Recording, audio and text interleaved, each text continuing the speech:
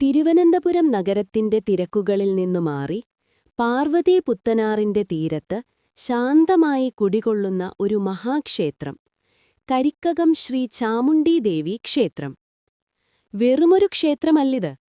നൂറ്റാണ്ടുകൾ പഴക്കമുള്ള വിശ്വാസങ്ങളുടെയും അത്ഭുതങ്ങളുടെയും വിളനിലമാണ്. കരിക്കകം ശ്രീ ചാമുണ്ഡീദേവി ക്ഷേത്രത്തെ സംബന്ധിച്ച് പ്രധാനമായും രണ്ട് ഐതിഹ്യങ്ങളാണുള്ളത്. പണ്ട് കൊടുങ്ങല്ലൂരിൽ നിന്നും ഒരു യോഗീശ്വരൻ തന്റെ ഉപാസനാമൂർത്തിയായ ദേവിയെ ആവാഹിച്ച് കാൽനടയായി തിരുവനന്തപുരത്തെത്തിയെന്നാണ് കരുതപ്പെടുന്നത്.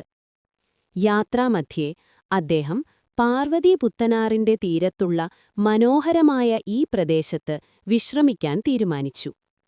പ്രകൃതിരമണീയമായ ഈ സ്ഥലത്ത് ഭഗവതി കുടികൊള്ളാൻ ആഗ്രഹിച്ചുവെന്നും അങ്ങനെ യോഗീശ്വരൻ ദേവിയെ ഇവിടെ പ്രതിഷ്ഠിച്ചുവെന്നുമാണ് പ്രധാന ഐതിഹ്യം. കരിക്കകം ക്ഷേത്രത്തെ ചരിത്രപ്രസിദ്ധമാക്കുന്നത് അവിടെ നിലനിന്നിരുന്ന സത്യം ചൊല്ലൽ എന്ന ആചാരമാണ്. പണ്ട് കോടതികൾ വരുന്നതിനു മുൻപ് രാജഭരണകാലത്ത് തർക്കങ്ങൾ പരിഹരിക്കാൻ ഇവിടെ വന്ന് സത്യം ചെയ്യുന്നത് പതിവായിരുന്നു. ക്ഷേത്രത്തിലെ രക്തചാമുണ്ഡി നടയ്ക്കു മുന്നിൽ നിന്ന് സത്യം ചെയ്താൽ അത് പരമസത്യമായിട്ടാണ് കണക്കാക്കിയിരുന്നത്.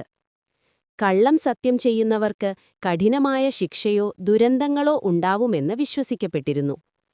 തിരുവിതാംകൂർ മഹാരാജാക്കന്മാരുടെ കാലത്ത് തെളിവുകളില്ലാത്ത കേസുകളിൽ വിധി കൽപ്പിക്കാൻ കരിക്കകം ക്ഷേത്രത്തിലെ സത്യം ചൊല്ലലിനെ ആശ്രയിച്ചിരുന്നു. കരിക്കകം ക്ഷേത്രത്തിലെ വഴിപാടുകൾ ഭക്തരുടെ ഓരോരോ ആഗ്രഹപൂർത്തിക്കായാണ് സമർപ്പിക്കപ്പെടുന്നത്. അതിൽ ഏറ്റവും പ്രധാനപ്പെട്ടവ ഇവയാണ്: രക്തപുഷ്പാഞ്ജലി.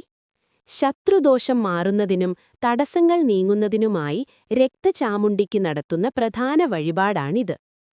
തുലാഭാരം.